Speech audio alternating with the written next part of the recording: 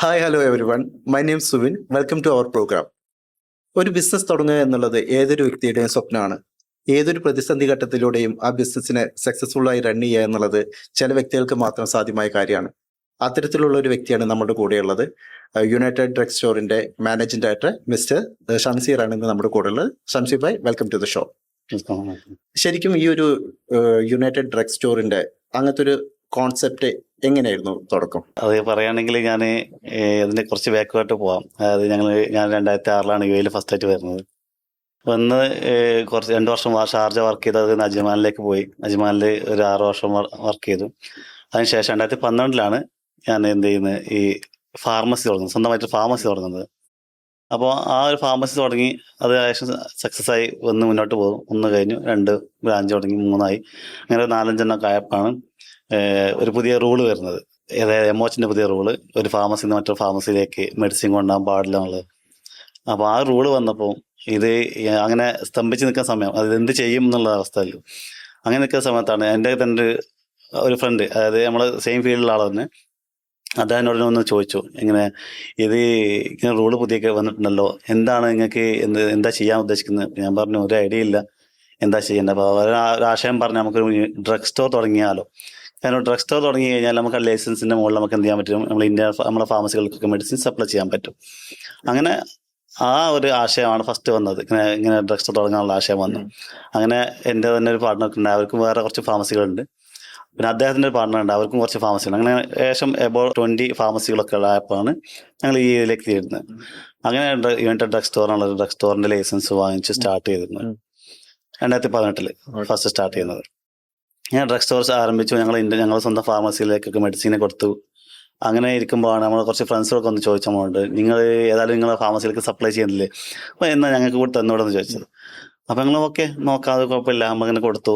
അങ്ങനെ കുറച്ച് ഫ്രണ്ട്സ്, അജ്മാനിൽ കുറച്ച് കൂടുതൽ ഫ്രണ്ട്സ് ഉള്ളത് കാരണം തന്നെ അവരെ ഫാർമസിയിലൊക്കെ സപ്ലൈ ചെയ്ത് തുടങ്ങിയപ്പോഴാണ് ഞങ്ങൾക്ക് ആലോചിച്ച് എന്തുകൊണ്ട് നമുക്ക് പുറത്ത് കൊടുത്തുവിടാനുള്ള ഒരു ആലോചന. കാരണം നമ്മൾ ഏതായാലും ഇതൊക്കെ ചെയ്യുന്നുണ്ട്, ഇതുപോലെ മറ്റുള്ളവർക്കും കൊടുത്തിരുന്നെങ്കിൽ നമുക്ക് എന്ത് ചെയ്യാം, കുറച്ച് ബൾക്ക് പർച്ചേസ് ചെയ്യാമല്ലോ എന്നുള്ള ഓപ്ഷൻ വന്നു. അങ്ങനെ ഞങ്ങൾ അജ്മാൻ കേന്ദ്രീകരിച്ച് എല്ലാവരും സപ്ലൈ ചെയ്യാൻ തുടങ്ങി. ഞാൻ അജ്മാൻ കഴിഞ്ഞു, അങ്ങനെ ഞങ്ങൾ ഷാർജയൊക്കെ നോക്കി, ഷാർജ കവർ ചെയ്തു. പിന്നെ ഉമ്മുൽക്കിനെ അങ്ങോട്ട് നോക്കി, അവിടെയും കവർ ചെയ്തു. അങ്ങനെ പതുക്കെ സ്റ്റാൻഡ് ചെയ്യുന്നതാണ് ഞങ്ങൾ ഈ ഏകദേശം ഇന്ന് യു എയിൽ എല്ലാ സ്ഥലത്തും ഉണ്ട്. ഓൾ ഓവർ യു എ ഞങ്ങൾ സപ്ലൈ ചെയ്യുന്നുണ്ട്. അപ്പൊ നമ്മളിത് തുടങ്ങുന്ന സമയത്ത് നമ്മൾക്ക് ഇത് ഇത്രയും ഒരു റീച്ചിലേക്ക് എത്തും എന്നുള്ളത് വിചാരിച്ചില്ല, ഒരിക്കലില്ല. മാത്രമല്ല ഞങ്ങൾ പുറത്തേക്ക് മെഡിസിൻ കൊടുക്കും എന്ന് പോലും നമുക്കറിയില്ല. അങ്ങനത്തെ സംഭവം ഞങ്ങൾ മുന്നിൽ ഇല്ല. പിന്നെ ഞങ്ങൾക്ക് ഇങ്ങനെ ഒരു സംഭവം കുറച്ച് ഞങ്ങൾ പെട്ടെന്ന് വിജയിക്കാനുള്ള കാരണം, നമ്മളൊരു ഫീൽഡിൽ എത്താനുള്ള കാരണം, ആ ഒരു കൊറോണ സമയത്ത് 2020-2021 കാലഘട്ടത്തിൽ വന്ന ആ ഒരു കൊറോണ സമയത്ത് പലരും ഈ മാസ്കിന് വേണ്ടിയിട്ടും ഹാൻഡ് സാനിറ്റൈസറിന് വേണ്ടി വളരെ കഷ്ടപ്പെടുന്ന സമയത്താണ് ഞങ്ങൾക്ക് ഇങ്ങനെ ഓപ്പർച്യൂണിറ്റി, ഞങ്ങൾക്ക് ഗ്രോത്ത് ചെയ്യാവുന്ന സമയം കിട്ടിയത്. കാരണം നമ്മൾ എന്ത് ചെയ്യുക, മാക്സിമം അവൈലബിലിറ്റി ആക്കി മെഡിസിൻസും, അതുപോലെ തന്നെ ഒരുപാട് സാധനങ്ങൾ സ്റ്റോക്ക് ഉണ്ടാവാറില്ല പലയിടത്തും. അത് ഞങ്ങളത് എന്ത് ചെയ്യും, മാക്സിമം അത് അവൈലബിലിറ്റി ആക്കി. എന്ന് മാത്രമല്ല, പലരും ആ സമയത്ത് ക്യാഷിനാണ് ഡെലിവറി ചെയ്യാറുണ്ട്, ഞങ്ങളത് ക്രെഡിറ്റിലാണ് ഡെലിവറി ചെയ്തത്. അപ്പൊ അതെല്ലാവരും ഞങ്ങളെ അക്സെപ്റ്റ് ചെയ്യാൻ ഒരു കാരണം അതായിരുന്നു. എല്ലാം കിട്ടുകയും ചെയ്യും, അത് ക്രെഡിറ്റിലും കിട്ടും.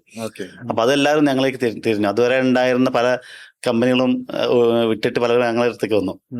അപ്പൊ അതാണ് ഞങ്ങളെ ആ ഒരു പെട്ടെന്ന് ഞങ്ങൾക്ക് കയറാൻ കഴിഞ്ഞത് മാർക്കറ്റിലേക്ക്. ഇപ്പൊ 2018 ഈ ഒരു എംഒഎച്ചിന്റെ ഒരു റൂള് വന്നത്.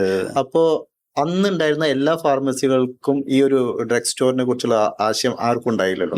നിങ്ങൾക്ക് അങ്ങനത്തെ ഒരു ആശയം കിട്ടാനുള്ള കാരണം എന്തായിരുന്നു? അങ്ങനെ എന്തെങ്കിലും തോന്നിയിട്ടുണ്ടായിരുന്നു? കാരണം അങ്ങനെ ഒരു ഇൻഫർമേഷൻ നമുക്ക് ഇപ്പൊ ഇങ്ങനെ ഒരു ഡ്രഗ് സ്റ്റോർ തുടങ്ങാം, അതിലൂടെ നമുക്ക് പുറത്തേക്ക് സപ്ലൈ ചെയ്യാന്നുള്ള ഒരു ആശയം നിങ്ങൾ ഒറ്റയ്ക്ക് വന്നൊരു ചിന്താഗതിയായിരുന്നോ, അതോ നമ്മളിലേക്ക് എത്തിപ്പെട്ടതാണോ? അത് അങ്ങനെ എത്തിപ്പെട്ടത് തന്നെയാണ്. ആ റൂള് വന്നപ്പോൾ നമ്മളൊരു ബുദ്ധിമുട്ട് ജീവിതത്തിൽ വരുമ്പോൾ നമ്മൾ അതിനെ ഓവർകം ചെയ്യാൻ നമുക്ക് എന്ത് ചെയ്യാൻ പറ്റുന്ന ആലോചിക്കാം. അപ്പൊ അതിങ്ങനെ ആലോചിക്കും നമ്മൾ, എന്താണ് ഈ ഒരു റൂള് വന്നു, അത് ആ റൂളിനെ ഓവർകം ചെയ്യില്ല, പക്ഷെ ആ റൂളിന് അനുസരിച്ചുകൊണ്ട് നമുക്ക് എന്ത് ചെയ്യാൻ പറ്റും, റൂളിൽ അനുസരിച്ചുകൊണ്ട് നമുക്ക് എന്ത് ചെയ്യാൻ പറ്റും. പലരും അവിടെയാണ് പതറി പോവുക. ഞാൻ പലരും പല ക്രൈസിസ് വരുമ്പോഴും, ഇപ്പൊ എക്സാമ്പിൾ ഈ കൊറോണ സമയത്ത് പോലും പലരും ബിസിനസ് ഉപേക്ഷിച്ച് പോയിട്ടുണ്ട്. പക്ഷെ ആ സമയത്ത് പിടിച്ചു നിന്നവരൊക്കെ രക്ഷപ്പെട്ടിട്ടുണ്ട്. അപ്പൊ അതാണ് ആ പറഞ്ഞത്, ആ ഒരു സമയത്ത് നമുക്ക് ആ ഒരു സമയത്ത് നമ്മളെ മനസ്സിൽ തോന്നണം, ഞാനിത് ഇട്ടിട്ട് പോകുന്നില്ല, ഇതെന്തായാലും സക്സസ് ആക്കി മുന്നോട്ട് പോയേ ചെയ്യുള്ളൂ എന്നുള്ള ആ തോന്നൽ നമുക്ക് വന്നതാണ് ഈ ഡ്രഗ് സ്റ്റോറിലെ ആശയിലേക്ക് വന്നത്. പല ആൾക്കാരും ഇതുപോലെ തന്നെ ഒരുപാട് സെറ്റ് ബാക്സ് ഒക്കെ വരുന്ന സമയത്ത് ഇപ്പൊ പറഞ്ഞ പോലെ അവരത് അങ്ങനെ സ്റ്റോപ്പ് ചെയ്യും, പിന്നെ വേറെ എന്തിനെയും കുറിച്ചൊക്കെ ചിന്തിക്കും. അപ്പൊ ഇതൊരു മെഡിക്കൽ ഫീൽഡിൽ ഉള്ള അവയർനെസ്, നമുക്ക് ഇതിന് കൂടുതൽ അവയർനെസ് എന്തെങ്കിലും ഉണ്ടായിരുന്നോ ഇങ്ങനത്തെ ഒരു ഡ്രഗ് സ്റ്റോറിന്റെ?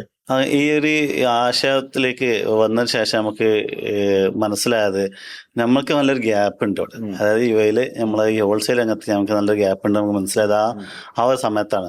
കാരണം ഞങ്ങളെന്ന് വെച്ചാൽ ഞങ്ങൾ 4 പാർട്ട്നേഴ്സ് ഉണ്ട്. ആ 4 പാർട്ട്നേഴ്സ് എന്ന് പറഞ്ഞാൽ ഞങ്ങളെ സെയിം ഏജ് ആണ് ആ വർഷം.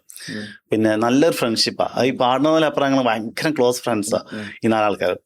എന്തുണ്ടെങ്കിലും അതാ അങ്ങനെ ഈ എന്താ പറയുക രസകരമായിട്ട്, ഈവൻ ഞങ്ങൾ ജോലിക്ക് വന്നാൽ ഞങ്ങൾ 4 ആളും പാർട്ട്ണറാണെങ്കിൽ കൂടി ഞങ്ങൾ വർക്ക് ചെയ്യുന്നുണ്ട്. 4 ആളും ജോലിക്ക് വന്നാൽ വളരെ രസകരമായിട്ട് ഞങ്ങൾ ഇരിക്കുക. അപ്പൊ അതും ഒരാൾ പർച്ചേസ് ചെയ്യുന്നു, ഒരാൾ ഞങ്ങൾ മാനേജ് ചെയ്യുന്നു, ഒരാൾ ഫിനാൻസ് നോക്കുന്നു. ഞങ്ങൾ വളരെ ഹാപ്പി ആയിട്ട് നിൽക്കുന്ന ആൾക്കാരാണ്, 4 ആൾക്കാർ. അപ്പോൾ അതുപോലെ അപ്പോൾ ഇത് തന്നെ ഈ ഒരു ബന്ധത്തിന്റെ മുകളിൽ ഞങ്ങൾ ഇങ്ങനെ മുന്നോട്ട് പോകുന്നത്. പലർക്കും ആഗ്രഹം ഇങ്ങനെ നല്ലൊരു 4 ആൾ നല്ലൊരു എന്താ പറയുക ഫ്രണ്ട്ഷിപ്പ്, അതിലൂടെ നമ്മൾ പല കമ്പനിയും ഡീൽ ചെയ്യുന്നു. അതുപോലെ പേയ്മെന്റ് കാര്യത്തിൽ നമ്മൾ വളരെ ഇതാണ്, എന്താ പറയുക ഒരാളും പേയ്മെന്റ് ബുദ്ധിമുട്ടിക്കാൻ നിൽക്കാറില്ല. അപ്പം മാർക്കറ്റിൽ ഞങ്ങൾക്ക് നല്ലൊരു ഇമേജ് ആൾറെഡി ഉണ്ട്. ഈ ഫീൽഡിൽ വർക്ക് ചെയ്യുന്നവർക്കൊക്കെ അറിയാം നമ്മളെ ഇമേജ് എന്താണ്. ഞങ്ങൾ ആൾറെഡി കുറെ വർഷങ്ങളായിട്ട് ഫാർമസി റണ്ണിങ്ങാണ്, അവിടെയൊക്കെ നല്ല രീതിയിൽ ഡീൽ ചെയ്യാറുണ്ട് മെഡിസിൻ കമ്പനിയായിട്ട്. അപ്പൊ അവരൊക്കെ ഞങ്ങൾക്ക് പെട്ടെന്ന് സപ്പോർട്ട് ചെയ്തു, നല്ലോണം സപ്പോർട്ട് ചെയ്തു. അക്കൗണ്ട് ഓപ്പൺ ചെയ്യാനും ക്രെഡിറ്റ് ഫെസിലിറ്റി കൂട്ടാനൊക്കെ ആയിട്ടുള്ള ഞങ്ങൾക്ക് നല്ല ഹെൽപ്പ് ചെയ്തിട്ടുണ്ട്. അപ്പം അതൊക്കെ ഒരു പക്ഷേ ഈസിയായി ഞങ്ങൾക്ക് കാര്യങ്ങൾ. പല ആൾക്കാരും ഇപ്പൊ ഒരു എന്തെങ്കിലും ഒരു ബിസിനസ് തുടങ്ങുന്ന സമയത്ത് ഒരു ക്യാപിറ്റൽ ഇല്ലാത്ത കാരണം കൊണ്ട് ബിസിനസ് തുടങ്ങുന്നത്.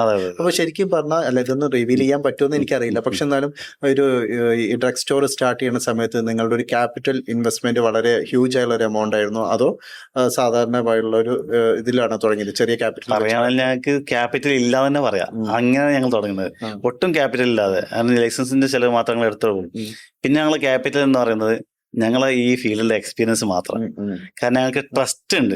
അതായത് ഞങ്ങൾ ഈ ഫീൽഡിലുള്ള മെഡിസിൻ കമ്പനികൾക്ക് നമ്മളൊരു ട്രസ്റ്റ് ഉണ്ടായിരുന്നു. ഞങ്ങൾ 5-6 വർഷമായിട്ട് ഈ ഫീൽഡിൽ ഉണ്ടെന്നുള്ളതും പേയ്മെന്റിൽ ഒരു വലിയ വിഷയം ഉണ്ടാവാറില്ല എന്നുള്ളതും അത് അവർക്ക് അറിയുന്നതുകൊണ്ട് തന്നെ അവർ ചെയ്യുന്ന ആ ഒരു സപ്പോർട്ടാണ് ഞങ്ങൾക്ക് ക്യാപിറ്റൽ. ഓക്കെ, ഇപ്പൊ നമുക്ക് കമ്പനിക്ക് എത്ര ടേൺ ഓവർ ഉണ്ടാവും? ഇപ്പൊ ഞങ്ങൾക്ക് അവർ ഞങ്ങൾ ഒരു 120 മില്യൺ ഒക്കെ നമ്മൾ ചെയ്യുന്നുണ്ട്.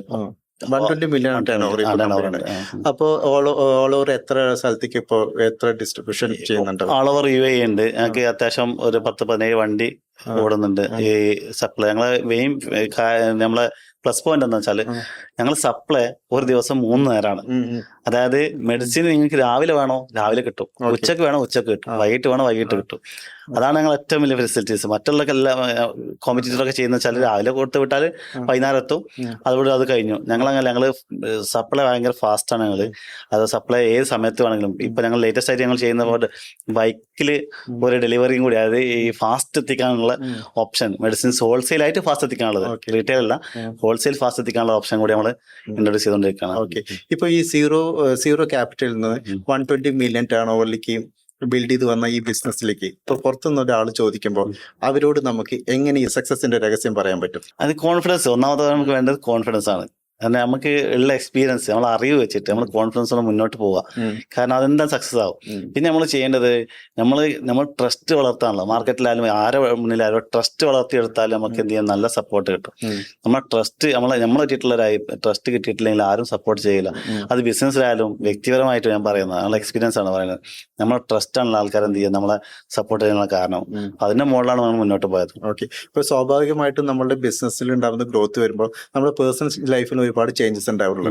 അപ്പോൾ മുമ്പ് ഈ ഒരു ഡ്രഗ് സ്റ്റോർ തുടങ്ങുന്നതിന്റെ മുമ്പുള്ള ഒരു ലൈഫും ഇപ്പോൾ ഇങ്ങനെ ഒരു വെൽ എസ്റ്റാബ്ലിഷ്ഡ് ബിസിനസ്മാൻ ആയിട്ട് നിൽക്കുന്ന സമയത്തുള്ള ഒരു ലൈഫിലും എന്തെങ്കിലും മാറ്റം വന്നിട്ടുണ്ടോ ആസ് എ പേഴ്സൺ എന്ന നിലയിൽ? പ്രത്യേകിച്ച് മാറ്റങ്ങളൊന്നും ഉണ്ടായിട്ടില്ല. അപ്പം എന്താ പറയാ, നമ്മള് ഈ ലൈഫ് സ്റ്റൈലിൽ മാറ്റങ്ങളൊന്നും ഉണ്ടായിട്ടില്ല. അന്നും ഇതുപോലെ തന്നെ എന്താ പറയാ, ഒരു ഫുൾ സ്ലീവ് ഇട്ട് ഒരു ഫാർമസിസ്റ്റ്, ആസ് എ ഫാർമസിസ്റ്റ് എന്നുള്ളതല്ല അന്നും ഇന്നും ഉള്ളത്. അതിൽ പ്രത്യേകിച്ച് മാറ്റങ്ങളൊന്നും ഉണ്ടായിട്ടില്ല. പക്ഷെ എന്താ പറയാ, നമ്മള് വ്യക്തി എന്നുള്ളതൊക്കെ നമുക്ക് മാറണം. കാരണം ബിസിനസ്മാൻ ആയിട്ട് മാറണം എന്ന ആഗ്രഹമുണ്ട്. ആ ആഗ്രഹത്തോടെ നമ്മളിപ്പോ എന്ത് ചെയ്യും, നമ്മളിപ്പോ MBA ക്ലാസ്സിന് പോകുന്നുണ്ട്.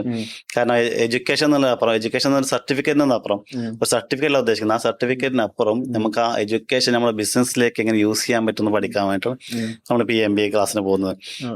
ഇപ്പോൾ ഏകദേശം 1 ഇയർ കംപ്ലീറ്റ് ആയി. അതിൽ നമുക്ക് ഒരുപാട് കാര്യങ്ങൾ മനസ്സിലായി. കാരണം ഒരുപാട് ബിസിനസ്മാർ, കാരണം ഇത് ബി സ്കൂൾ എന്ന് പറഞ്ഞൊരു സ്കൂളാണ് ഇത് കണ്ടക്ട് ചെയ്യുന്നത്. അതിൽ ഞങ്ങൾ കൂടെ ഏകദേശം അബൌട്ട് 45% ഉണ്ട്. എല്ലാവരും ബിസിനസ്സുകാരാണ്, ദുബായിലുള്ള ബിസിനസ്സുകാരാണ് എല്ലാവരും. അപ്പൊ അവർക്കൊക്കെ ഉള്ള ഇടയിലുള്ള ആശയങ്ങള്, അവര് ഈ മാർക്കറ്റിൽ നേരിടുന്ന പ്രശ്നങ്ങളൊക്കെ സംസാരിച്ച്, അപ്പൊ അവർക്കും നമ്മളോട് പ്രശ്നങ്ങൾ ഉണ്ടെന്നുള്ളൂ, അതെങ്ങനെ അവർ സോൾവ് ചെയ്തെന്നുള്ളതും നമുക്ക് പഠിക്കാനായി. അപ്പൊ അതിലൂടെ നമുക്ക് നല്ലൊരു എന്താ പറയാ കയറി വരാൻ കഴിഞ്ഞു. ആ ഒരു ലെവലിലേക്ക് നമ്മൾ ആ ലെവലിൽ ചിന്തിച്ചു തുടങ്ങി നമ്മൾ എങ്ങനെ നമുക്ക് ബിസിനസ് സോൾവ് ചെയ്യാം. അതുപോലെ നമ്മൾ അടിച്ചൊരു പാഠം എന്താ വെച്ചാല് നമുക്ക് കോമ്പറ്റീറ്റർ അല്ല, അവരായിട്ടുള്ള കോപ്പറേഷനാണ് വേണ്ടതെന്ന് നമുക്ക് മനസ്സിലായത് അപ്പോഴാണ്. മാർക്കറ്റിൽ അങ്ങനെ നമ്മൾ ചെയ്യേണ്ടത്, കാരണം കോപ്പറേഷൻ ചെയ്താൽ സക്സസ് ആവും എന്നുള്ള വലിയൊരു ഇമ്പോർട്ടന്റ് ഇതാണ് കിട്ടിയത്. കാരണം നമ്മളെപ്പോഴും കാണാറുള്ളത് നമ്മളെ കൂടെയുള്ള ആളുകളെ, അല്ലെ നമ്മളെ അറിയുന്ന ആൾക്കാർ, അവർക്കും ഫാമസി, ഞങ്ങൾക്കും ഫാമസി ഉണ്ട്, അല്ലെ അവർക്കും റെസ്റ്റോറന്റ്, നമുക്കും റെസ്റ്റോറന്റ്, അവർ നമ്മൾ കോമ്പറ്റേറ്റർ ആണോ നമ്മൾ ചിന്തിക്കുള്ളൂ എപ്പോഴും. അപ്പൊ നമ്മൾ അതിൽ നിന്ന് കിട്ടിയതാണ് ഈ കോമ്പറ്റീഷൻ അല്ല വേണ്ട, നമുക്ക് കോർഡിനേഷനിലൂടെ നമുക്ക് എന്ത് ചെയ്യാൻ പറ്റും, ബിസിനസ് കുറച്ച് വളർത്താൻ പറ്റും തോന്നി. കാരണം അപ്പൊ അതിനുശേഷം അൽഹംദുലില്ലാഹ് ഞങ്ങള് ഇപ്പം ഞങ്ങൾ 6 ഡ്രഗ് സ്റ്റോർസ് ഇതുപോലത്തെ ഞങ്ങളെ പോലത്തെ UAE 6 ഡ്രഗ് സ്റ്റോറും കൂടിയിട്ട് ഞങ്ങൾ ഇപ്പോൾ വേറെ കമ്പനി ഓപ്പൺ ചെയ്തു. കുറച്ച് സ്വന്തമായിട്ട് ഞങ്ങൾ കുറച്ച് മെഡിസിൻസ്, അതായത് ഞങ്ങൾ ഹോൾസെയിൽ നിന്ന് വിട്ടിട്ട് സ്വന്തമായിട്ട് വിടുന്നില്ല, ഹോൾസെയിൽ വിടുന്നില്ല, പക്ഷെ ഹോൾസെയിൽ നിലനിർത്തിക്കൊണ്ട് തന്നെ സ്വന്തമായിട്ട് പ്രൊഡക്റ്റ് കുറച്ച് മെഡിസിൻസ് നമ്മൾ പുറത്തുള്ള രാജ്യങ്ങളിൽ, അതുപോലെ ഇറ്റലി, USA ഉള്ള കമ്പനി രാജ്യത്ത് നമ്മൾ എന്ത് ചെയ്യും, സ്പെയിനിൽ നിന്നൊക്കെ മെഡിസിൻ കൊണ്ടുവന്നിട്ട് നമ്മൾ ഓൺ ഇതില് ബ്രാൻഡാക്കി ഇറക്കിയിട്ട് നമ്മൾ ഇപ്പൊ അൽഹംദുലില്ലാഹ് പോകുന്നുണ്ട്. അപ്പോൾ ആ ഒരു ലെവലിലുണ്ട്. ഇപ്പൊ സെക്കൻഡ് വേറെ ഓപ്ഷൻ കൂടി ഞങ്ങൾ ഉദ്ദേശിക്കുന്നത് ചില കുറച്ചുകൂടി എന്താ പറയുക വൈറ്റമിൻസ്, ന്യൂട്രീഷൻസ് ലെവലിലേക്ക് പോകാൻ വേണ്ടിയിട്ട്, കോസ്മെറ്റിക്സ് ലെവലിലേക്ക് പോകാൻ വേണ്ടിയിട്ട് വേറെ കമ്പനി ഓപ്പൺ ആക്കിയിട്ടുണ്ട്. അപ്പൊ അത് ആ സ്വന്തം പ്രൊഡക്റ്റ് കൊണ്ടാണുള്ളത്. അതൊരു ബ്രാൻഡിങ് എന്നുള്ള ഓപ്ഷനിലേക്ക് പോകാൻ ഉദ്ദേശിക്കുന്നുണ്ട്. അതാണ് ഉദ്ദേശിക്കുന്നത്. ഇപ്പോൾ ഞങ്ങൾ നിലവിലുള്ള നമ്മുടെ ഫാർമസികൾക്ക് സെപ്പറേറ്റ് പേരിലാണ്, അതൊരു യുണീക്ക് ബ്രാൻഡ് ഉണ്ടാക്കിയിട്ട് അതിലേക്ക് പോകണം എന്നാണ് ആഗ്രഹിക്കുന്നത്. ഓക്കെ, ഇപ്പൊ പറഞ്ഞല്ലോ കോമ്പറ്റീറ്റേഴ്സ് ഇല്ല, നമുക്ക് നമ്മളെല്ലാവരെയും നമ്മൾ കാണുന്നത് നമുക്കൊരു ഇൻഫർമേഷൻ തരുന്ന ആൾക്കാരെ പോലെയാണ് കാണുന്നവരാണ്. അപ്പോൾ നമ്മൾക്ക് പല ആളുകളും അവരൊരു ബിസിനസ് നല്ല രീതിയിൽ പോയിക്കൊണ്ടിരിക്കുമ്പോൾ അതൊന്നും ചിലപ്പോൾ സ്വിച്ച് ചെയ്യാനുള്ള ഇതുണ്ടാവും വേറെ ഏതെങ്കിലും ഫീൽഡിലേക്ക്. അങ്ങനെ വല്ല സ്റ്റാർട്ടപ്പോ കാര്യങ്ങളോ അങ്ങനെ എന്തെങ്കിലുമൊക്കെ ഉണ്ടായിരുന്നോ വേറെ? അങ്ങനെ ഉണ്ടായിട്ടുണ്ടോ വെച്ചാൽ ഞങ്ങൾക്ക് സ്വന്തമായിട്ട് അങ്ങനെ മെഡിക്കൽ ഫീൽഡിൽ ഇല്ല. അല്ല, ചോദിക്കാൻ കാര്യം എന്ന് വെച്ചാൽ പലപ്പോഴും ഇങ്ങനത്തെ ഒരു സെറ്റ് ബാക്സ് വരുന്ന സമയത്ത് ആൾക്കാർ പല രീതിയിൽ അവർ മൈൻഡ് ഡൈവേർട്ട് ചെയ്ത് പോകുമല്ലോ, നമുക്ക് വേറെ എന്തെങ്കിലും ഓപ്ഷൻ ചെയ്യാം, കാരണം ഇതിൽ സ്കോപ്പ് കുറവാന്നൊക്കെ. പിന്നെ അതേപോലെ തന്നെ നമുക്ക് തരുന്ന കുറെ ആൾക്കാർ നമ്മളെ ഡിമോട്ടിവേറ്റ് ചെയ്യാനും ചെയ്യും. അങ്ങനത്തെ എന്തെങ്കിലും സാഹചര്യം ഉണ്ടായിട്ടുണ്ടോ? ഇല്ല. നമുക്ക് ഒന്നാമത് നമുക്ക് ഒരു മനസ്സിലായി നമ്മൾ എപ്പോഴും ചിന്തിക്കുന്ന കാര്യം, നമുക്ക് അറിയുന്ന ഫീൽഡിലേക്ക് നമ്മൾ പോകാമെന്നുള്ള മനസ്സിൽ എപ്പോഴും ഉണ്ട്. കാരണം നമുക്കിപ്പോൾ അറിയുന്ന ഫീൽഡ് മെഡിക്കലാണ്. മെഡിക്കൽ ഫീൽഡിൽ നിങ്ങൾ എന്ത് ചോദിച്ചാലും എനിക്ക് ഏകദേശം അൽഹംദുലില്ലാഹ് അത്യാവശ്യം അറിവുണ്ടാവും, മെഡിസിൻ ഫീൽഡാണ് പ്രത്യേകിച്ച്. അപ്പൊ ആ ലെവലിൽ പോയാൽ നമുക്ക് അതിൽ തന്നെ ഒരുപാട് സ്കോപ്പ് ഉണ്ട്. പിന്നെ നമ്മൾ വേറെ ഒന്നും ചിന്തിക്കേണ്ട ആവശ്യമില്ല. വേറെ അതിലേക്ക് പോകുമ്പോൾ അതിലേക്ക് നമുക്ക് ഒരു പക്ഷെ നമുക്ക് കോൺസെൻട്രേറ്റ് ചെയ്യാൻ കഴിയില്ല, നമ്മൾ ആ ബിസിനസ് നമുക്ക് അറിയില്ല, വേറെ എന്തെങ്കിലും ഫീൽഡ് നമുക്ക് അറിയില്ല. അപ്പൊ ഇൻവെസ്റ്റ് ചെയ്യാം, അതൊരു റിട്ടേൺ ഒന്നും പ്രതീക്ഷിച്ചിട്ടില്ല, അല്ല അതിന്റെ ബാക്കിൽ പോയിട്ടല്ല, അത് അവിടെ കിടന്നോട്ടെ നമ്മൾക്ക്. അല്ലാതെ നമ്മൾ ഇതിലേക്ക് തന്നെ കുറച്ചൊരു ആഴത്തിൽ ഇറങ്ങണം ആഗ്രഹിക്കുന്നുണ്ട്. അതുകൊണ്ട് നമ്മൾ ഈ സെനാറ്റസ് എന്ന് പറഞ്ഞ കമ്പനി രൂപീകരിച്ചു, മെഡിസിൻ കൊണ്ടാണ് തീരുമാനിച്ചത്. മറ്റുള്ള ഇതിലേക്ക് പോകുന്നത് സെനാറ്റസ് എന്ന ഒരു ഓൺ കമ്പനി, ഓൺ പ്രൊഡക്റ്റ് കൊണ്ടുവന്ന കമ്പനി, മെഡിസിൻസ് മാത്രം. നമ്മള് സ്വന്തം മെഡിസിൻസ് കൊണ്ടുവന്നിട്ട് ഇന്ത്യയിൽ നിന്ന് കുറെ വരുന്നുണ്ട്, പുറത്തുനിന്ന് വന്നിട്ട് അവര് ഓൺ ബ്രാൻഡിൽ കുറച്ച് നല്ല മെഡിസിൻസും ക്വാളിറ്റിയുള്ള മെഡിസിൻസും ഒക്കെ ഇറക്കിയിട്ട് അത് മുന്നോട്ട് കൊണ്ടുപോകാൻ ഉദ്ദേശിക്കുന്നത്. അതൊരു സ്വന്തമായിട്ട് ബ്രാൻഡ് ആവുമല്ലോ എന്നുണ്ട്. ഓക്കെ, ഇപ്പൊ ഇതിനിടയ്ക്ക് നമ്മൾ സംസാരിച്ചപ്പോ പറഞ്ഞു കോവിഡ് വന്നതിന് ശേഷമാണ് നമുക്ക് ഇങ്ങനത്തെ ഒരു പെട്ടെന്നുണ്ടായിരുന്ന ഒരു ഇമ്പാക്ട് ബിസിനസ്സിലുണ്ടായിരുന്നത്. ശരിക്കും കോവിഡ് വന്നേ പിന്നെ മെഡിക്കൽ ഫീൽഡിൽ എല്ലാ ഏരിയസും ഇതുപോലെ ഭയങ്കരമായിട്ടുള്ള മാറ്റം സംഭവിച്ചിട്ടുണ്ട്. ശരിക്കും ഉണ്ട്. പ്രത്യേകിച്ച് ഞങ്ങൾ ശരിക്കും ഫാർമസി ഫീൽഡ് ശരിക്കും ആ സമയത്ത് അത് എത്രമാത്രം യൂസ് ചെയ്യുന്നത് കുറവാണ്. കാരണം നമുക്ക് മെഡിസിൻ അവൈലബിലിറ്റി പോലും ഇല്ലായിരുന്നു ആ സമയത്ത്, മെഡിസിൻ കിട്ടാനില്ലായിരുന്നു ആ സമയത്ത്. അപ്പോൾ കിട്ടിയാൽ നമുക്കത് സെയിൽ ചെയ്യാൻ പറ്റുള്ളൂ, കിട്ടാനില്ലാത്ത സമയമായിരുന്നു ആ സമയത്ത്.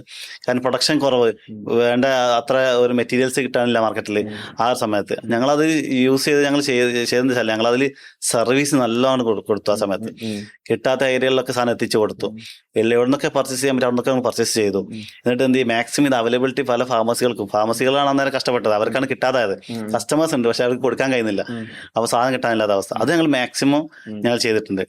പല ഭാഗത്തു നിന്നും അറേഞ്ച് ചെയ്തിട്ട് ക്യാഷ് കൊടുത്ത് വാങ്ങിയിട്ട് ക്രെഡിറ്റിന് കൊടുക്കുന്നു. പലരും അങ്ങോട്ട് പറഞ്ഞു, നിങ്ങൾ എന്തിനാണ് നിങ്ങൾ ക്രെഡിറ്റ് കൊടുക്കുന്ന ക്യാഷ് വാങ്ങിച്ചിട്ട്, ഈ സമയത്ത് നിങ്ങൾക്ക് ക്യാഷ് വാങ്ങിച്ചൂടെ, എന്നാലും നിങ്ങൾക്ക് ബെനിഫിറ്റ് അല്ല. പക്ഷെ നമ്മൾ അന്നേരം ആ മൂല്യം നമുക്ക് ആ ഒരു മൂല്യം നമ്മൾ വേണമെങ്കിൽ സൂക്ഷിക്കണ്ടേ. കാരണം നമ്മൾ ഇത്രയും കാലം നമ്മൾ ക്രെഡിറ്റ് കൊടുത്തിരുന്ന ആൾക്ക് പെട്ടെന്ന് ക്യാഷ് വയ്ക്കുമ്പോൾ സ്വാഭാവികമായിട്ട് അവർ നമ്മൾ ഡൈവേർട്ടായി പോകും, അവർ നമ്മൾ ദേഷ്യം കൂടാൻ സാധ്യത. അപ്പൊ ഞങ്ങൾ അത് എന്ത് ചെയ്ത് ആ ഒരു ഇഷ്യൂ വേണ്ട, നമുക്ക് എന്ത് ചെയ്യാം, ഇത് ക്രെഡിറ്റിൽ തന്നെ പോട്ടെ. കാരണം ആ കസ്റ്റമേഴ്സ് നമ്മളോട് ഇഷ്ടപ്പെട്ടു, വരും. നമ്മളിത് കുടുങ്ങിയ സമയത്ത് ബുദ്ധിമുട്ടുള്ള സമയത്ത് നമ്മൾ സഹായിച്ചെന്ന് തോന്നുന്നു അവർക്ക്. ഓക്കെ. കാരണം പലരും ആ സമയത്ത് അത് യൂസ് ചെയ്യുന്നുണ്ട്. അപ്പൊ അവരൊക്കെ അത് മനസ്സിലാക്കി ഞങ്ങളാണ് കൂടുതൽ സപ്പോർട്ട് ചെയ്യുന്നുള്ളത് മനസ്സിലാക്കി അവർ നമ്മളോട് കൂടുതൽ അടുത്തു. അതാണ് നമ്മൾ ആ സമയത്ത് നമ്മൾ കയറി വന്നത്. അല്ല, ഇതൊരു ഹ്യൂജ് റിസ്ക് ആയിരുന്നില്ല ആ കാലഘട്ടത്തിൽ? ശരിക്കും റിസ്ക് ആണ്. കാരണം ആ സമയത്ത് നമുക്ക് ഇത് കൊടുക്കുമ്പോൾ ക്യാഷ് കിട്ടുമെന്ന് അറിയില്ല, മാർക്കറ്റിലെ അവസ്ഥ അറിയില്ല, സിറ്റുവേഷൻ വളരെ മോശമാണ്, ക്യാഷ് കിട്ടുമെന്ന് അറിയില്ല, പലരും പൊട്ടിപ്പോകുന്ന സമയമാണ്. പക്ഷേ ഇത് ചോദിച്ചാൽ അങ്ങനെയൊന്നും സംഭവിച്ചിട്ടില്ല. കാരണം നമുക്കൊരു കോൺഫിഡൻസ് ഉണ്ട് കിട്ടുന്നുള്ള. പിന്നെ കിട്ടുമെന്ന് നമ്മളെ കസ്റ്റമേഴ്സ് എന്ന് പറഞ്ഞാൽ അതുപോലത്തെ കസ്റ്റമേഴ്സാണ്. ഞങ്ങള് ഒരു എന്താ സ്റ്റിക്ക് ഓൺ ചെയ്ത് നമ്മൾ 60 days പേയ്മെന്റ് എന്നുള്ള അത് ഞങ്ങൾ വിട്ടുവീഴ്ചയില്ല. മാർക്കറ്റിൽ പലരും ചെയ്യാറുണ്ട് 120 days 150 കൊടുക്കും. പക്ഷെ ഞങ്ങള് പ്ലസ് പോയിന്റ് പറഞ്ഞാൽ ഞങ്ങളുടെ അവൈലബിലിറ്റി, അതായത് ഞങ്ങൾ ഹോൾസെയിലാണ്. ഞങ്ങൾ ഏകദേശം 7000 SKU ഞങ്ങളുടെ ഉണ്ട്. 7000 പ്രൊഡക്റ്റ് ഞങ്ങൾ കൂടെ ഉണ്ട്. അപ്പൊ ഈ ഇത്രയും ബൾക്ക് സാധനങ്ങൾ വെക്കുന്ന ഒരു പക്ഷേ ഹോൾസെയിൽ കുറവാണ്. യുഎയിൽ ഒരു പക്ഷേ 1 or 2 ഉണ്ടെങ്കിലും ആവുള്ളൂ. പക്ഷെ ഇത്രയും ഐറ്റംസ്, വെറൈറ്റി ഓഫ് മെഡിസിൻസ് ഞങ്ങളുടെ കയ്യിലുള്ളത് കാരണം തന്നെ നമുക്ക് അവരൊക്കെ നമ്മളെ കൂടെ നിൽക്കുന്ന സപ്പോർട്ട് ചെയ്യുന്നത്. കാരണം അവർക്ക് അറിയാം ഇവിടെ യൂണിറ്റിൽ കൊടുത്തു കഴിഞ്ഞാൽ ഒരു ഫാർമസിക്ക് റൺ ചെയ്യാൻ എന്തൊക്കെ വേണം അതെല്ലാം ഞങ്ങൾ അടുത്തുണ്ട്. ഒരു ഫാർമസി നിങ്ങൾക്ക് ഓപ്പൺ ചെയ്യണമെങ്കിൽ എന്ത് വേണം ഞങ്ങളെ കോൺടാക്ട് ചെയ്താൽ മതി. കാരണം മറ്റുള്ള ഡ്രഗ് സ്റ്റോറുകൾ അല്ലെ മെഡിസിൻസിന്റെ മറ്റുള്ള ഏജൻസികളൊക്കെ കുറച്ച് ഐറ്റംസ് വെക്കും, അതിൽ മാക്സിമം പ്രോഫിറ്റ് ചിന്തിച്ച് പോകുന്നത്. ഞങ്ങൾ അങ്ങനെ ഞങ്ങള് വൈഡ് റേഞ്ചാണ്. ഈവൻ ഇപ്പൊ ഞങ്ങൾക്ക് തന്നെ ഒരു ബ്രാഞ്ച് തുടങ്ങുകയാണെങ്കിൽ ഞങ്ങൾക്ക് വേറെ ആളെയും സമീപിക്കേണ്ട ആവശ്യമില്ല. കാരണം ഞങ്ങൾക്ക് എല്ലാ സാധനങ്ങളും ഉണ്ട്. അപ്പൊ ആരെങ്കിലും ഇതുപോലെ ഒരു ഫാർമസി തുടങ്ങാനോ ഒരു ആഗ്രഹിക്കുന്ന ആൾക്കാർ ഇവിടെ യുഎയിലൊക്കെ ഉണ്ടെങ്കിൽ നമ്മളെ കോൺടാക്ട് ചെയ്ത് നമ്മൾ എന്ത് ചെയ്യും, അത് പറഞ്ഞു കൊടുക്കാം, എങ്ങനെ ചെയ്യണം, എന്താ ചെയ്യണം പറയുന്നത്. അപ്പം അത് പറഞ്ഞു കൊടുക്കുന്ന കൂടെ തന്നെ ഞങ്ങളുടെ ഞങ്ങളുടെ മെഡിസിൻ ഉണ്ട്, വേണമെങ്കിൽ ഞങ്ങൾക്ക് യൂസ് ചെയ്യാം. കാരണം ഒരു ഫാർമസി റൺ ചെയ്യാനുള്ള എല്ലാ സാധനങ്ങളും കൂടെ ഉണ്ട്. കോസ്മെറ്റിക് ഉണ്ട്, മെഡിസിൻസ് മാത്രമല്ല കോസ്മെറ്റിക്, ന്യൂട്രീഷൻസ് എല്ലാം അവിടെ കൂടെ ഉണ്ട്, പാമ്പേഴ്സ് അടക്കം ജനറൽ ഐറ്റംസും എല്ലാം ഉണ്ട്. അപ്പൊ അതുകൊണ്ട് തന്നെ നമുക്ക് അങ്ങനെയൊക്കെ ആരെങ്കിലും ആഗ്രഹിക്കുന്നുണ്ടെങ്കിൽ നമുക്ക് ഒരു പക്ഷേ ഹെൽപ്പ് ചെയ്യാൻ പറ്റും. ഓക്കെ. ഇപ്പൊ ഈ കോവിഡിന് മുമ്പും കോവിഡിന് ശേഷം എന്നുള്ളൊരു കാലഘട്ടം ശരിക്കും ഉണ്ടല്ലോ. ശരിക്കും പറഞ്ഞു കോവിഡിന് ശേഷം ബിസിനസ്സിൽ വന്നുള്ള മാറ്റങ്ങൾ എന്തായിരിക്കും? കോവിഡിന് ശേഷം ബിസിനസ്സിൽ വന്ന മാറ്റങ്ങൾ എന്ന് പറഞ്ഞാൽ കൂടുതൽ ഓൺലൈൻ ലെവലിലേക്ക് ആളുകൾ പോയി. അത് ഈ റീറ്റെയിൽ ഫാർമസികളെ നല്ല ബാധിച്ചിട്ടുണ്ട് ശരിക്കും പറയുകയാണെങ്കിൽ. സ്മോൾ സ്കെയിൽ ബിസിനസ് ചെയ്യുന്ന ഒരുപാട് പേര് അവർക്ക് ശരിക്കും ബാധിക്കും. പക്ഷെ നമ്മൾ ചിന്തിക്കേണ്ടത് കാലം അങ്ങനെ പോകുന്നത്, കാലം അങ്ങോട്ടാ പോകുന്നത്. നമ്മൾ അതിൽ വെച്ച് ബാക്കോട്ട് ഒരു കാര്യമില്ല. നമ്മൾ അതിലേക്ക് തന്നെ നമ്മൾ കോൺസെൻട്രേറ്റ് ചെയ്യണം. നമ്മളിപ്പോ ഞങ്ങളിപ്പോ ഓൺലൈൻ ബിസിനസ് ആരംഭിക്കാനുള്ള പരിപാടിയിലാണ് ഞങ്ങൾ അതിലേക്ക് സംസാരിച്ചുകൊണ്ടിരിക്കുന്നത്. അപ്പൊ ഓൺലൈൻ ലെവലിലേക്ക് കാര്യങ്ങൾ മാറി. ഇപ്പൊ ഈവൻ ഇനിയിപ്പോ നമ്മളായാലും നിങ്ങളായൊക്കെ പെട്ടെന്ന് നിങ്ങൾക്ക് ഒരു ആവശ്യം വരികയാണ്, ഒരു മെഡിസിൻ ആയാലും ശരി എന്തെങ്കിലും ആവട്ടെ, നിങ്ങൾ ആദ്യം ചെക്ക് ചെയ്യുന്നത് ഗൂഗിളിൽ അടിക്കും അല്ലെ, അത് നോക്കും, അല്ലെങ്കിൽ റിവ്യൂസ് നോക്കും. ഇപ്പോഴത്തെ ജനറേഷൻ നമ്മളെക്കാളും കുറച്ച് അഡ്വാൻസ്. അവർ റിവ്യൂ നോക്കണ്ടിട്ടാണ്, അല്ലെങ്കിൽ ആരെങ്കിലും ഒരു വ്യക്തി പറഞ്ഞതുകൊണ്ടോ അല്ലെങ്കിൽ ഏതെങ്കിലും ആക്ടേഴ്സിനോട് ഉദ്ഘാടനം ചെയ്യിച്ചോണ്ടൊന്നും ആരും ആ ഷോപ്പിലേക്ക് കയറൂല. ഇപ്പൊ എല്ലാവരും ചെയ്യുന്ന ചില റിവ്യൂസ് നോക്കും, നല്ല റിവ്യൂസ് നോക്കും. അപ്പൊ റിവ്യൂ വരുന്നത്, അപ്പൊ അതുപോലെ തന്നെ ഓൺലൈൻ അവൈലബിലിറ്റി. അപ്പൊ പിന്നെ ആളുകൾ കൂടുതലും ഷോപ്പിലേക്ക് പോകാൻ മടിക്കുന്ന സമയമാണ്. അപ്പൊ അവര് കൂടുതൽ ഓൺലൈൻ ആൾക്കാർക്ക് അതെ മടി കൂടി, കോവിഡിന് ശേഷം മടി കൂടിയിട്ടുണ്ട്. അവർ ഓൺലൈനിലേക്ക് നല്ലോണം തരുന്നത്. അപ്പൊ ഓൺലൈൻ ബിസിനസ് ഒക്കെ ശരിക്കും നല്ലോണം സക്സസ് ആയി. പലരും പറയുന്നത് കൊറോണയ്ക്ക് മുമ്പ് ഉണ്ടായിരുന്ന ബിസിനസിന്റെ ഒരു 8-10 ഇരട്ടി ബിസിനസ് കൊറോണ സമയത്ത് ഓൺലൈനിലൂടെ കിട്ടി. അവരത് യൂസ് ചെയ്ത്. അപ്പൊ ആ സമയത്ത് അത് യൂസ് ചെയ്യാൻ കഴിഞ്ഞവർക്ക് രക്ഷപ്പെട്ടിട്ടുണ്ട്. ഓക്കെ, നമ്മള് മെഡിസിൻസ് ആ ലെവലിൽ ചിന്തിച്ചിട്ടില്ലായിരുന്നു. പക്ഷെ ആ സമയത്ത് അങ്ങനെ നമുക്ക് എന്താ പറയുക ഓഫ്ലൈനിലാണ് നമ്മൾ കൂടുതൽ സപ്പോർട്ട് ചെയ്തിരുന്നത്. പക്ഷെ ഓൺലൈൻ എന്നുള്ള കാലം ഇനി ആർക്കും പിറകോട്ട് പോകാൻ കഴിയില്ല. കാലം അങ്ങനെ പോയി, അതിലേക്ക് പോയി. അപ്പം ഒരു പക്ഷേ എനിക്ക് തോന്നുന്നു ഈ റീറ്റെയിൽ ഷോപ്പുകളൊക്കെ തുടങ്ങുന്ന നല്ലത് ഒരു ഓൺലൈൻ ബിസിനസ് ചെയ്യുന്നതിനെ കുറിച്ച് നന്നാവുക. കാരണം റീറ്റെയിൽ ഷോപ്പിനൊക്കെ ഒരു മാക്സിമം ആയിട്ടുണ്ട്, എല്ലാ സ്ഥലത്തും ഒരു അവൈലബിലിറ്റി ആയി. പിന്നെ റെന്റ് കൊടുക്കണം, പിന്നെ സ്റ്റാഫിന്റെ എക്സ്പെൻസ് ഒക്കെ വരുമ്പോൾ ഒരു പക്ഷേ എനിക്ക് തോന്നുന്നു അതിനേക്കാൾ നല്ല ഓൺലൈനിലേക്ക് പോകാൻ നന്നാണ്. ഓക്കെ. ഇപ്പൊ ഒരു ബ്രാൻഡിന്റെ കാര്യം പറഞ്ഞല്ലോ, ആ ബ്രാൻഡിൽ തുടങ്ങുന്നത് കംപ്ലീറ്റ്ലി ഓൺലൈൻ ത്രൂ ചെയ്യാനുള്ളതാണോ അതോ നമ്മൾ റീറ്റെയിലേക്കും കൂടി? അതിൽ 2 ഡിവിഷൻ ഉണ്ട്. ഒന്നാമത്തെ ഡിവിഷൻ എന്ന് പറഞ്ഞാൽ മെഡിസിൻസ് ആണ്. അത് നമുക്ക് ഓൺലൈനിൽ അവൈലബിലിറ്റി ആക്കുന്നതിന് കുറച്ച് റെസ്ട്രിക്ഷൻസ് ഉണ്ട്. കാരണം മെഡിസിൻസ് ആണല്ലോ, പ്രിസ്ക്രിപ്ഷൻ മെഡിസിൻസ് ആയിരിക്കും. അപ്പൊ അത് നമുക്ക് ഓൺലൈൻ കൊടുക്കാൻ കഴിയില്ല. പിന്നെ ഓൺലൈൻ ഡെലിവറി ചെയ്യാമെന്നല്ലാതെ ഓൺലൈൻ ഡെലിവറി ചെയ്യാമെന്നല്ലാതെ നമുക്ക് അതിൽ കൊടുക്കാൻ പറ്റില്ല. അപ്പൊ പ്രിസ്ക്രിപ്ഷൻ ആന്റിബയോട്ടിക് പോലത്തെ അത് നമുക്ക് ഓൺലൈൻ ചെയ്യാൻ പറ്റില്ല. അപ്പം അത് നമുക്ക് ഓഫ്ലൈനിലും ചെയ്യാൻ പറ്റുള്ളൂ. അതേ സമയത്ത് നമുക്ക് അതിന്റെ വേറെ ഡിവിഷൻ ഉണ്ട്. ആ ഡിവിഷൻ നമ്മൾ ഫുള്ളി ഓൺലൈനിലേക്കാണ് നോക്കുന്നത്. മെയിൻ ആയിട്ട് ഓൺലൈനിലേക്ക് കോസ്മെറ്റിക്സ്, ന്യൂട്രീഷൻസ്, സപ്ലിമെന്റ്സ് ഇതെല്ലാം നമുക്ക് എന്ത് ചെയ്യാൻ പറ്റും, ഓൺലൈൻ വഴി ചെയ്യാൻ പറ്റും. മാത്രമല്ല അതിലെ ഒരു പ്രത്യേകം പറയാനുള്ളത്, അതിലൊരു ഫീൽഡ്, നമ്മൾ മെഡിക്കൽ ഫീൽഡിൽ അതിന് ഒരു വേറെ തന്നെ ഒരു സ്കോപ്പ് ഉണ്ട്. കാരണം ഈ കോസ്മെറ്റിക് ഇപ്പൊ നിങ്ങൾക്ക് അറിയാം, പല ആളുകൾ യൂട്യൂബിലും പലതും ചെയ്തിട്ട് ഏത് എന്താ പറയുക മാർക്കറ്റിൽ എത്ര മോശമാണെങ്കിലും അത് യൂട്യൂബേഴ്സ് ചെയ്ത് അത് ഉഷാറാക്കിയിട്ട് കൊടുക്കുന്നത്. പലർക്കും റിസൾട്ട് പലരും പറയും എന്താ പറയുക ഈ മെഡിസിൻ ഞങ്ങൾ ഉപയോഗിച്ചിട്ടുണ്ട് പക്ഷെ ഞങ്ങൾക്ക് റിസൾട്ട് കിട്ടിയിട്ടില്ല. അവർ യൂട്യൂബ് ചാനലിലൊക്കെ മറ്റു കണ്ടിട്ട് ഉപയോഗിക്കുന്നതായിരിക്കാം. അപ്പൊ അത് അവർക്ക് ഇത് നല്ലൊരു മെഡിസിൻസ് അല്ലെങ്കിൽ നല്ലൊരു മെഡിക്കൽ ലെവലുള്ള മെഡിക്കൽ ആ ഒരു ലെവൽ കീപ്പ് ചെയ്തിട്ടുള്ള ഒരു കോസ്മെറ്റിക്സും നല്ല ന്യൂട്രീഷൻസും എത്തിക്കണം എന്നുള്ള ആഗ്രഹിക്കുന്നതാണ് ഇപ്പൊ ചെയ്യുന്നത്. അതുകൊണ്ടാണ് ഞങ്ങൾ ആ ലെവലിലേക്ക് ചിന്തിച്ചത്. കാരണം അവർക്ക് നല്ല പ്രൊഡക്റ്റ് മാർക്കറ്റിൽ അവൈലബിലിറ്റി ആക്കുക. പലർക്കും ഇത് ഉപയോഗിച്ചിട്ട് റിസൾട്ട് ഇല്ല, പലരും അതൊന്നും ന്യൂസ് കണ്ടിട്ടായിരിക്കും ഉപയോഗിക്കുന്നത്. പക്ഷെ നല്ല പ്രൊഡക്റ്റ് നല്ല ലെവലിലേക്ക് ആളുകൾ എത്തിച്ചു കൊടുക്കാന്നുള്ള ഉദ്ദേശം. അപ്പൊ ഈ യൂട്യൂബിലും ഇൻസ്റ്റാഗ്രാമിലൊക്കെ കണ്ടിട്ട് ഇങ്ങനത്തെ സപ്ലിമെന്റ്സ് ഒക്കെ യൂസ് ചെയ്യുന്നവരോട് എന്താ പറയാനുള്ളത്? കാരണം എന്ന് വെച്ച് കഴിഞ്ഞാൽ അത് പലപ്പോഴും സൈഡ് എഫക്ട്സ് ഒക്കെ ഉണ്ടാവുമല്ലോ. ഉണ്ടാവും. അപ്പൊ അങ്ങനെ യൂസ് ചെയ്യുന്ന ആൾക്കാരോട് നമുക്കൊരു മെഡിക്കൽ ഫീൽഡിൽ നിൽക്കുന്ന ഒരാളെന്ന നിലയിൽ നമുക്ക് എന്താണ് ഒരു ഇൻഫർമേഷൻ കൊടുക്കാൻ പറ്റുക? നിങ്ങൾ കയ്യിൽ നിന്ന് അത് അടുത്തുള്ള ഒരു ഫാർമസിയിൽ പോയിട്ട് ഒരു ഫാർമസിസ്റ്റോട് ചോദിക്കുക, അല്ലെങ്കിൽ ഡോക്ടറോട് ചോദിക്കും. ഫാർമസിസ്റ്റോട് ചോദിക്കും. ഇപ്പൊ ഇവിടെ യുഎയിലൊക്കെ ഫാർമസിസ്റ്റോട് ചോദിച്ചാൽ ഇഷ്ടം പോലെ അവൈലബിലിറ്റി ഫാർമസിസ്റ്റം പോലെ അവരോട് പോയി ചോദിക്കുക, ഇങ്ങനെ മെഡിസിൻ കേട്ടിട്ടുണ്ട്, ഇത് എന്താ നല്ലതാണോ? കാരണം ഒരു നോർമൽ ഒരാൾ ഒരു നമ്മൾ എത്തിക്സ് വെച്ച് നോക്കുകയാണെങ്കിൽ നമ്മൾ ഒരിക്കലും ഒരാളോട് ഇത് മോശമായിട്ട് പറയില്ല. കാരണം നമുക്കറിയാം അത് നമുക്ക് നല്ലതാണ്, പേഷ്യൻസ് നല്ലത് തോന്നിയാൽ മാത്രമേ നമ്മളത് പറയുള്ളൂ. അത് നല്ലതാണ്, അത് ഉപയോഗിച്ചോ, നല്ല ബ്രാൻഡുകളാണ്, നല്ല കമ്പനിയാണ്, അത് ഉപയോഗിച്ചോ, കുഴപ്പമില്ല. പിന്നെ അത് എനിക്ക് തോന്നുന്നത് അതാണ് നന്നാവുക ഏറ്റവും നല്ലത്. ഞാൻ പോലും ഇപ്പൊ ഞാൻ വിചാരിക്കും എന്റെ രക്ഷിതാക്കൾ പോലും നാട്ടിലുള്ള ആൾക്കാർ, ഞാൻ നാട്ടിലുള്ള സമയത്ത് പക്ഷേ നല്ല മെഡിസിൻസ് ഏതാണെന്ന് ചോദിച്ചാൽ എനിക്ക് പറഞ്ഞു കൊടുക്കാൻ കഴിയും. ഇപ്പൊ ഇവിടെ ഉള്ള സമയത്ത് എനിക്ക് നാട്ടിലുള്ള മെഡിസിൻസ് അവർ എന്തൊക്കെ വാങ്ങുന്നത് എനിക്ക് അറിയില്ല. അപ്പൊ ഞാൻ വിചാരിക്കും പഠിച്ചത് ഇങ്ങനെയൊക്കെ എല്ലാവർക്കും ഒരു നോളജുള്ള കുറച്ച് ആളുകളുണ്ടെങ്കിൽ അവർക്ക് പറഞ്ഞു കൊടുക്കാൻ കഴിയുമല്ലോ. കാരണം നമ്മൾ ഇവിടത്തെക്കാട്ടിലും പ്രൊഡക്റ്റ് ഒരുപാട് അവൈലബിലിറ്റി ഉള്ളത് നാട്ടിലാണ്. ഒരുപാട് പ്രൊഡക്റ്റുകൾ, പക്ഷെ പലതും പല ക്വാളിറ്റിയാണ്. അപ്പൊ നാട്ടിലാണ് ഇവിടൊക്കെ ക്വാളിറ്റി ഗവൺമെന്റ് കൺട്രോൾ ആയത് കാരണം ക്വാളിറ്റിയുള്ള മെഡിസിൻ ഇവിടെ ഇറങ്ങുന്നുള്ളൂ. എല്ലാ നാട്ടിൽ നിന്നും ക്വാളിറ്റിയുള്ള മെഡിസിൻസ് എല്ലാം അവിടെ അവൈലബിൾ. ഇന്ത്യയിൽ പോലും ഇവിടെ ഇറങ്ങുന്ന നല്ല കമ്പനികൾ മാത്രമേ ഇവിടെ ഉള്ളൂ. ഏറ്റവും നല്ല നല്ല സിപ്ല ആയാലും ശരി, ഹിമാലയ, പല നല്ല ക്വാളിറ്റി മെഡിസിൻസ്. അതുപോലെ പല രാജ്യങ്ങളും ഇവിടെ ഇറങ്ങുന്ന നല്ല ക്വാളിറ്റിയാണ്. പക്ഷെ ഇന്ത്യയിലെ നാട്ടിലാകുമ്പോൾ വെച്ചാല് പലർക്കും അറിയാൻ കഴിയില്ലത് ജനറിക് മെഡിസിൻ എന്താർക്കും അറിയില്ല, എന്താണ് ഈ മെഡിസിൻസ് അറിയില്ല. അപ്പം അവരൊക്കെ ഇത് കഴിക്കുമ്പോൾ നമുക്ക് ടെൻഷനാണ്. നമുക്ക് ഇവർക്ക് ഇങ്ങനെ അറിയാൻ കഴിയുന്നത്, ഇവർക്ക് ഇങ്ങനെ വാങ്ങി കഴിക്കാൻ പറ്റുന്നുള്ളത്. അപ്പൊ ആ ഒരു ഇത് നമ്മളെ കുറച്ചുകൂടി അത് ഞാൻ ആലോചിച്ചു. അതിന് പറ്റിയിട്ട് ആപ്പൊക്കെ ഇറക്കിയാല് അത് ഒരു അഡ്വാൻസ്ഡ് ആയിട്ടുള്ള ഒരു ആപ്പൊക്കെ ഇറക്കിയാൽ മെഡിസിൻസിനെ പറ്റി എല്ലാ നോളജും അതിൽ ആപ്പിൽ ഉണ്ടാവണം. അപ്പൊ അങ്ങനെ ആയി കഴിഞ്ഞാല് സാധാരണക്കാരൻ ഇതൊന്ന് നോക്കി കഴിഞ്ഞാൽ ഇത് അടിച്ചു നോക്കിയാൽ ഇതിന്റെ സൈഡ് എഫക്ട് എന്താണെന്നുള്ളൂ, ഇതെങ്ങനെ യൂസ് ചെയ്യാന്നുള്ളൂ, ഡോസേജ്. ഇപ്പൊ വേറെ ആശയം പറയട്ടെ, പിന്നെ പലരുടെ വീട്ടിലും ഉപയോഗിച്ച മെഡിസിൻ ഉണ്ടാവും. അവർക്കിത് ഇനി ഇത് ഉപയോഗിക്കാൻ പറ്റുമോ അറിയില്ല, അല്ലെങ്കിൽ ഞാൻ ഒരു വർഷം യൂസ് ചെയ്ത് നിർത്തി വെച്ചിട്ടുണ്ടാവും. പക്ഷെ അതിന് ശേഷം ഇത് എപ്പോഴും ഉപയോഗിക്കാൻ പറ്റുക, അല്ല ഇതിന് ഒഴിവാക്കണോ?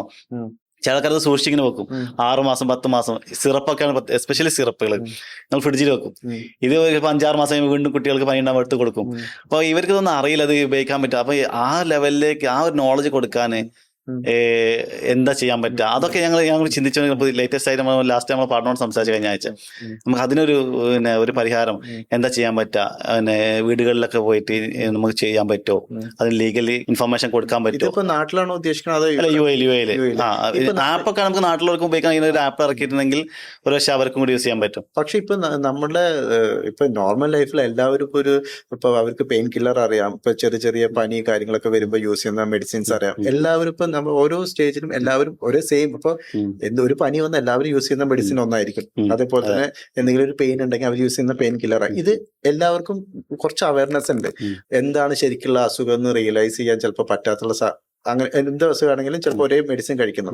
അപ്പൊ അതിനൊക്കെ ചിലപ്പോൾ ഇത് ഭയങ്കര പിന്നെ അതിൽ ഞാൻ വേറെ കാര്യം പറയാം. അത് ഇപ്പം ഈ കോമൺ ആയിട്ടുള്ള ഈ ഫീൽഡ് അല്ലാത്ത ആളുകൾക്ക് ഇതിന് കിട്ടുന്ന നോളജ് എവിടെ നിന്നാണ് മാക്സിമം ഉണ്ടാവുക? ഗൂഗിളിലായിരിക്കും, അല്ലെങ്കിൽ സോഷ്യൽ മീഡിയ എന്നൊക്കെ. ഗൂഗിളിലും സോഷ്യൽ മീഡിയയിലൊക്കെ നിങ്ങൾക്ക് ഒരു മെഡിസിൻ അന്വേഷിക്കാൻ പോയാലേ നിങ്ങൾക്ക് 1000 റിസൾട്ട് ആയിരിക്കും കിട്ടുക. നിങ്ങൾ തന്നെ കൺഫ്യൂഷൻ ആവും, ഇതിലിപ്പോൾ ഏതാ ഞാൻ ഉപയോഗിക്കണം, എങ്ങനെ ഉപയോഗിക്കുന്നുള്ളത്. കാരണം പല ഡോസും പലതും കാണിക്കും.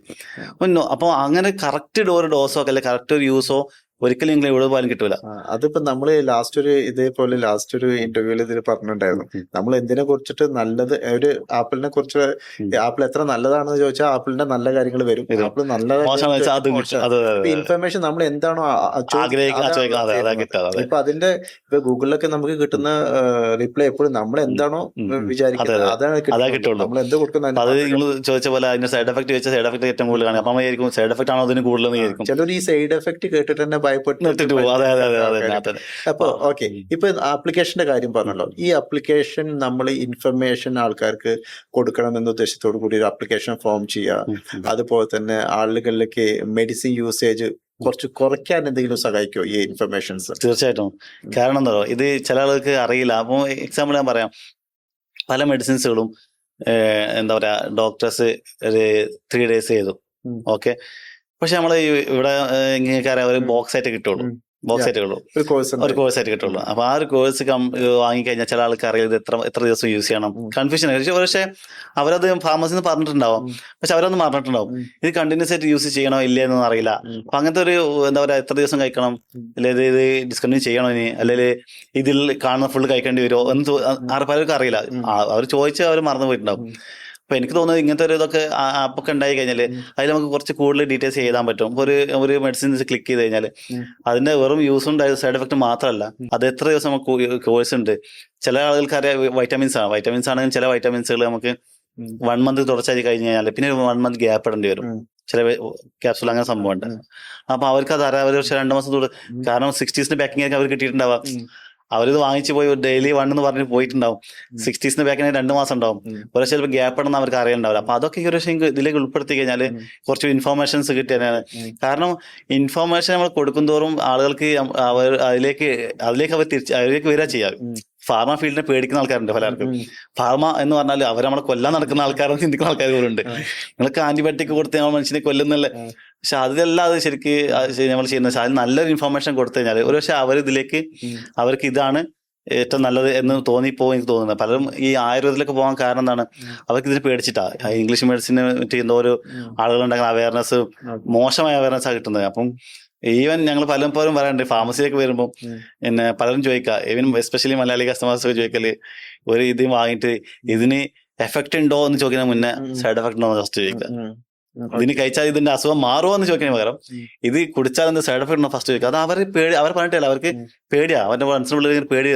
അപ്പൊ ഈ പേടി തീർക്കാൻ ഇത് ഇത്ര സിമ്പിൾ ആണെന്നുള്ള മനസ്സിലാകുന്ന രീതിയിലേക്ക് അവർക്ക് അവരുടെ കയ്യിലേക്ക് ഇതിന്റെ നോളജ് എത്തിയാൽ മതി. ഓക്കെ.